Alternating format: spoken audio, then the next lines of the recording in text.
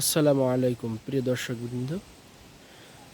আবহাওয়ার বর্তমানে যে পরিস্থিতি, অতিরিক্ত পানির কারণে ফসলের মাঠ সম্পূর্ণ কিন্তু পানিতে ভরে গেছে এবং রোপণকৃত বীজ এই জায়গা থেকে হালকা একটু উঁচা মাটি, এই কারণে মাথা দেখা যায়, কিন্তু ওই মাঝখানের দৃশ্য দেখতে পারলে বুঝতে পারবেন যে কী অবস্থা।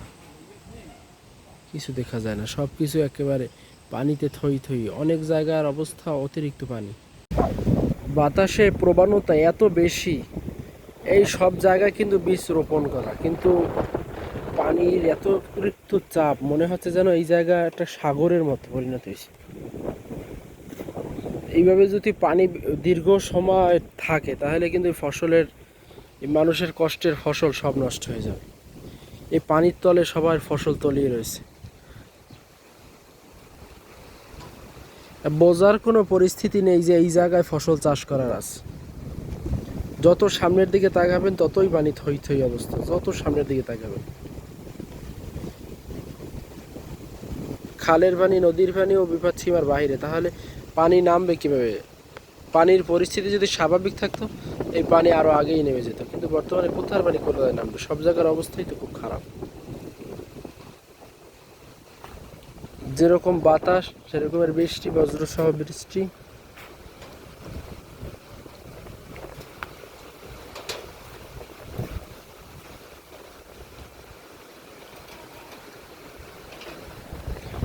বর্তমানে একটু বৃষ্টিটা নাই, কিন্তু পানির প্রবণতা যে এত বেশি, এটাই তো একটা বিপদের কারণ।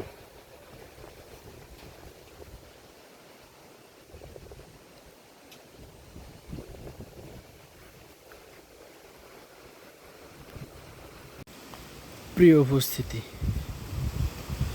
মসজিদের পুকুর বিলের বরাবর হয়ে গেছে।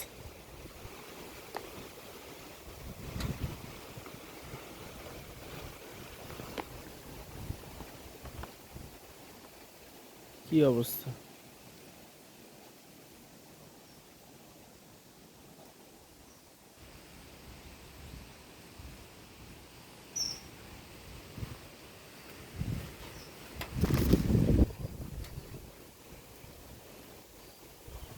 সামনের দিকে অগ্রসর হলে বুঝতে পারবেন যে পানির কি প্রবণতা।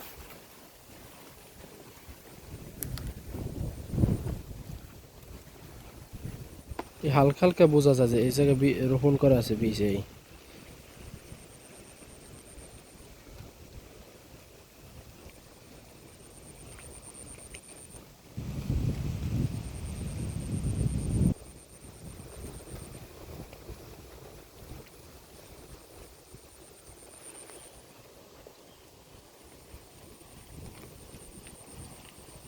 রাস্তায় উঠতে আর এক হাত বাকি আছে মানে।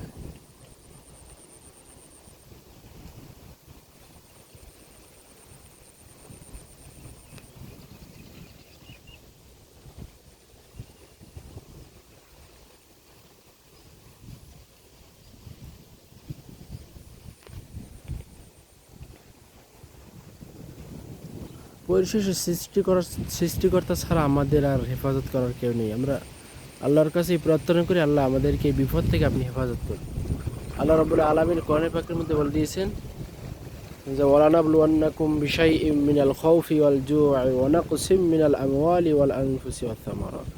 আমি তোমাদের প্রিয় বস্তু এবং তোমাদের সম্পদ, তোমাদের ফসল ফলাদি নষ্ট করে দিয়ে আমি তোমাদেরকে পরীক্ষা করব। তো আল্লাহ পাক রব্বুল আলামিন আমাদের বর্তমান যে পরিস্থিতি, এটা আল্লাহর একটা পরীক্ষা মাত্র। তো এই অবস্থায় আমরা এমন কোনো কথাবার্তা বলবো না যে কথার কারণে আমাদের ঈমান হারা হয়ে যেতে হয়। সৃষ্টিকর্তার কাছে প্রার্থনা, আমাদেরকে এই বিপদ থেকে আপনি হেফাজত করুন। আমিন।